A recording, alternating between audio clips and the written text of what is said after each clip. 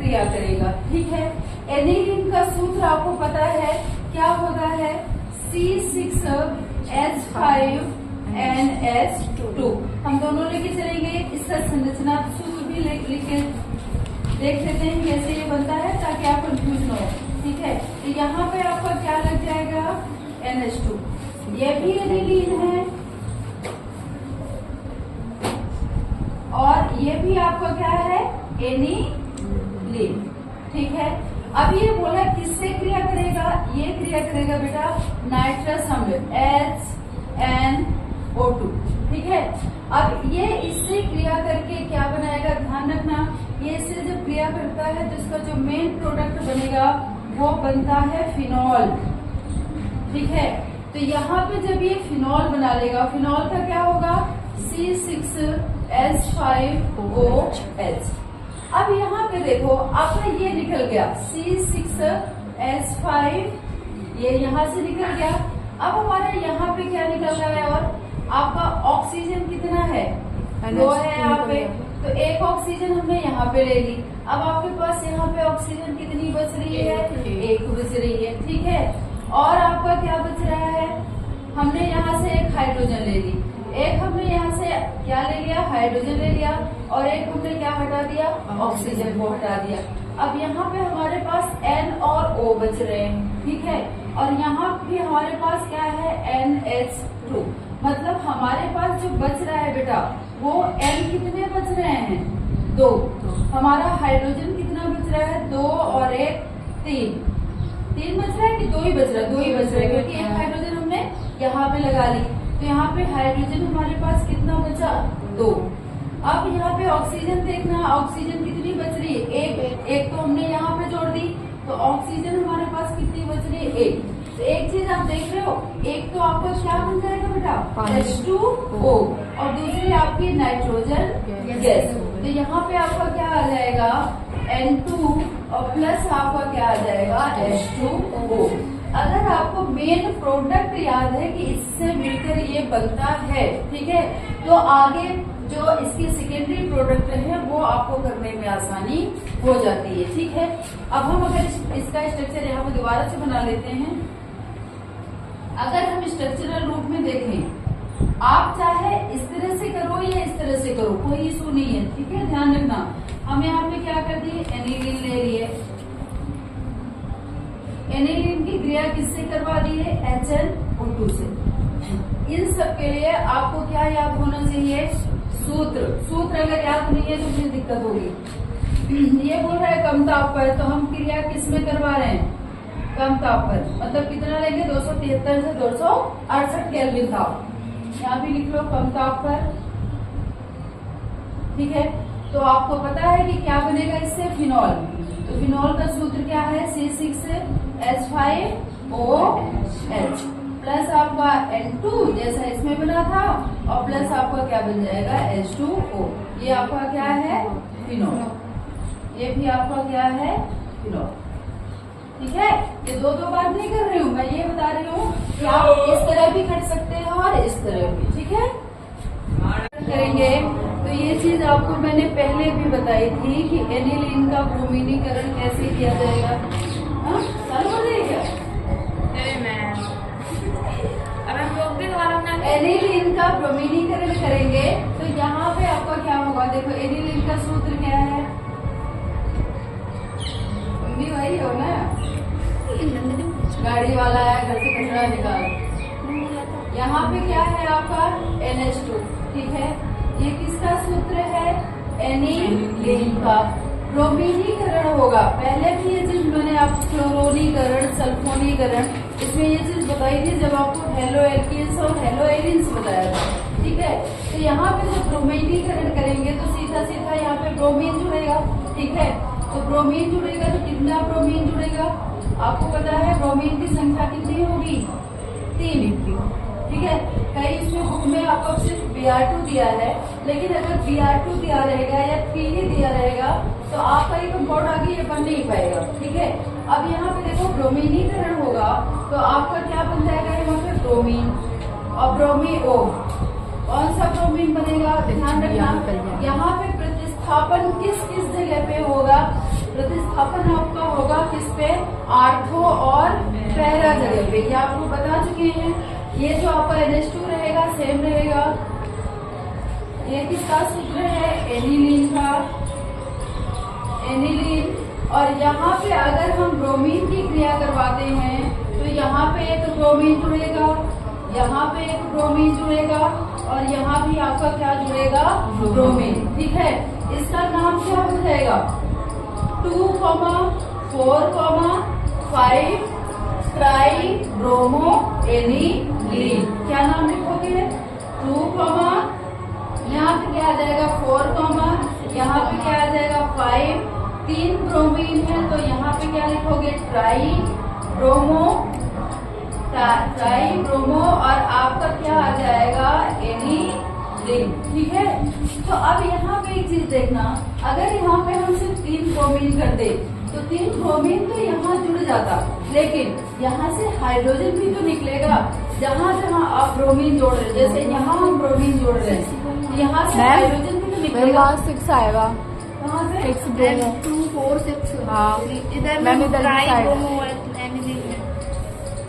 2, 4, 2, 3, 4, हाँ 2, 4, 6 सही बोल रहे हो। ठीक है, तो यहाँ पे 1, 2, 3, 4, 5 और 6, तो 2, 4, 6 ट्राई ब्रोमो आपका क्या मिल जाएगा, एनिलीन। ठीक है, ये चीज क्लियर है। यहाँ पे हमने क्या बताया अभी कि अगर हम यहाँ पे ब्रोमीन जोड़ रहे हैं तो आपको पता है ना बेटा कि अगर हम इस तरह की बेंजीन की संरचना बनाते हैं या एनिलीन की बनाते हैं, ठीक है, तो यहाँ पे सब में क्या होता है, आपको पता है सब में क्या होता है, CH। यहाँ पे क्या होगा आपका CH और यहाँ पे सब में क्या होगा CH। तो यहाँ से जब ये जुड़ेगा आपका ब्रोमीन तो यहाँ से क्या निकलेगा, हाइड्रोजन। तो हाइड्रोजन कितनी जगह पे ब्रोमीन जुड़ रहा है, 3 जगह पे। ठीक है, 1, 2, 3, तो 3 जगह ब्रोमीन जुड़ा तो 3 ही क्या निकलेगा, हाइड्रोजन। ठीक है, तो आपका यहाँ पे और एक चीज क्या बन जाएगी, 3HBr, मतलब हाइड्रोजन ब्रोमाइड।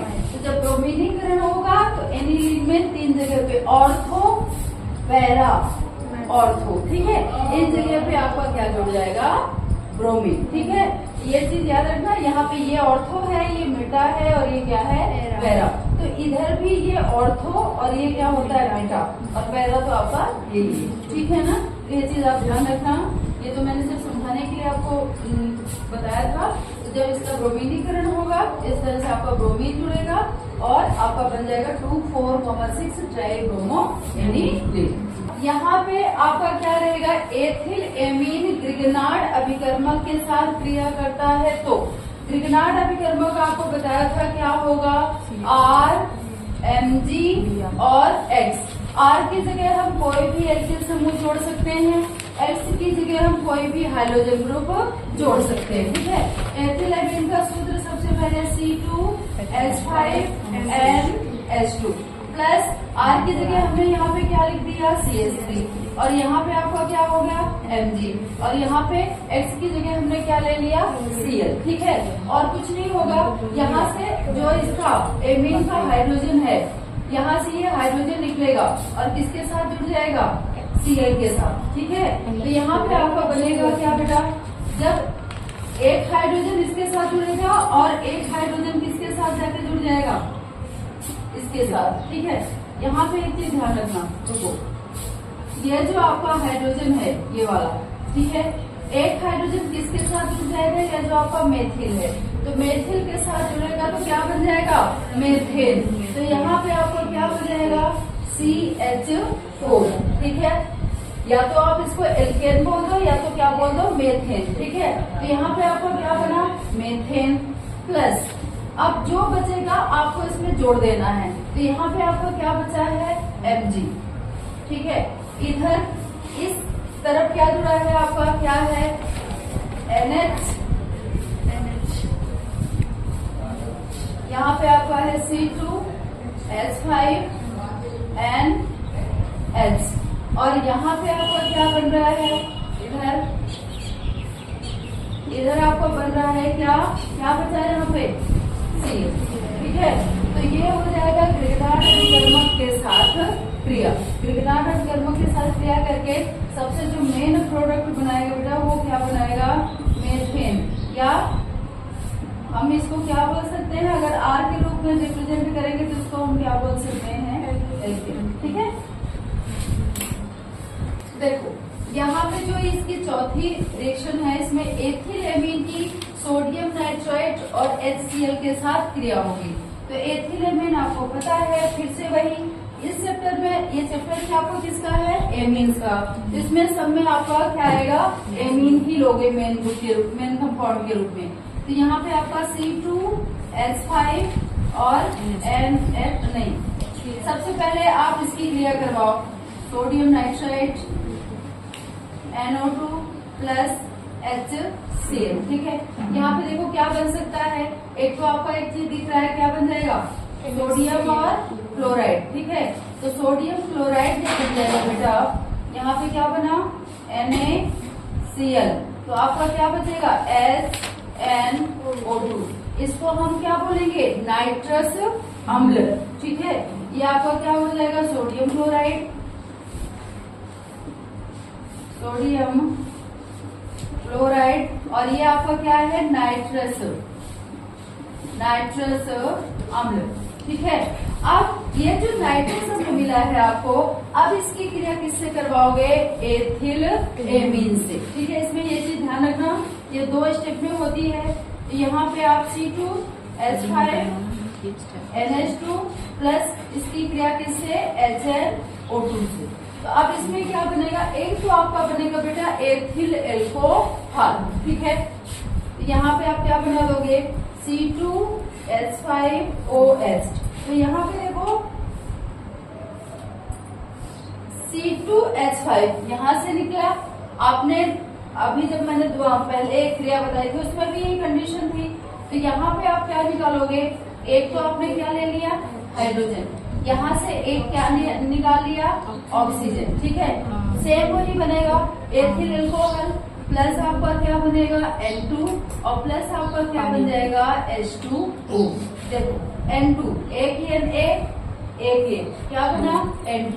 हाइड्रोजन, एक तो ऑक्सीजन यहाँ है, 2 हाइड्रोजन यहाँ है, तो आपका क्या बन जाएगा, H2O। तो मतलब एथिल एमीन की क्रिया जब सोडियम नाइट्राइड और HCl से कराई जाती है तो क्या बनता है, आपका फाइनली जो उत्पाद है एथिल एल्कोहल बनेगा, N2 गैस निकलेगी और प्लस आपका क्या बन जाएगा, पानी। ठीक है ना, तो ये आपका क्या बन जाएगा, मेन प्रोडक्ट।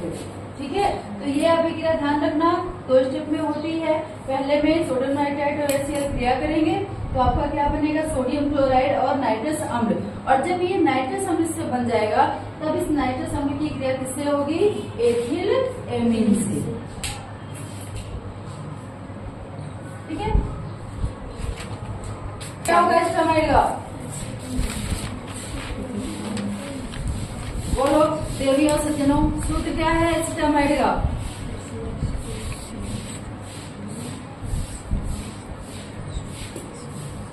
बोलो क्या ये,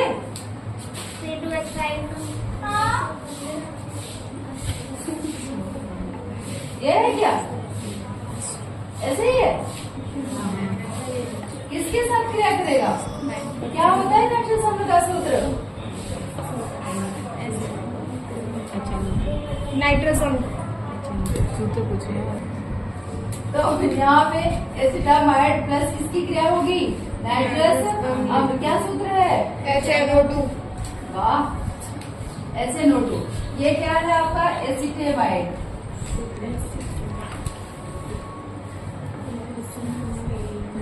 एसिटामाइड बोलो तुम। फिर यहाँ पे है नाइट्रस अम्ल। ठीक है, ये जब आपस में क्रिया करेगा तो आपका इससे बनता है एसिटामाइड से एसिटिक अम्ल। सूत्र क्या है इसका, क्या है सूत्र, CH3CHO। क्या, CH3COO। CH3COOH।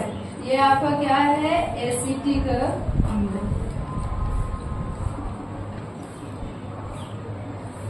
अम्ल। ठीक है, अब यहाँ से देखो क्या क्या निकल गया, यहाँ से तो ये निकल गया CH3CO, यहाँ से एक और ऑक्सीजन निकली, ठीक है, और यहाँ से क्या निकला, हाइड्रोजन, ठीक है। तो आप देखो जितनी भी आपने अभिक्रियाएं की हैं, 2-3 अभिक्रियाएं सिमिलर हैं। यहाँ पे आपका एसिटामाइड भी क्रिया करके एसिटिक अम्ल बनाएगा, तो और सेकेंडरी उत्पाद आपका क्या बन जाएगा, N2, और प्लस आपका क्या बन जाएगा, H2O, ठीक है। तो 2-3 अभिक्रियाएं सेम है, मेन प्रोडक्ट, फिर आपका क्या बन रहा है, नाइट्रोजन, और क्या बन रहा है, पानी, ठीक है। तो ये ध्यान रखना, ये भी क्रिया करके आपका क्या बना देगा, एसिटिक अम्ल, नाइट्रोजन और पानी। अब यहाँ पे आपकी एमीन्स की अभिक्रिया हो रही है। अगर इस तरह का आपका इसमें एग्जाम में क्वेश्चन आता है तो ध्यान रखना, अगर एमीन आ रहा है, एमीन्स की क्रिया हो रही है, तो मैक्सिमम केस में आपकी नाइट्रोजन गैस निकलेगी, नाइट्रोजन गैस, और आपका क्या बन जाएगा, पानी, ठीक है।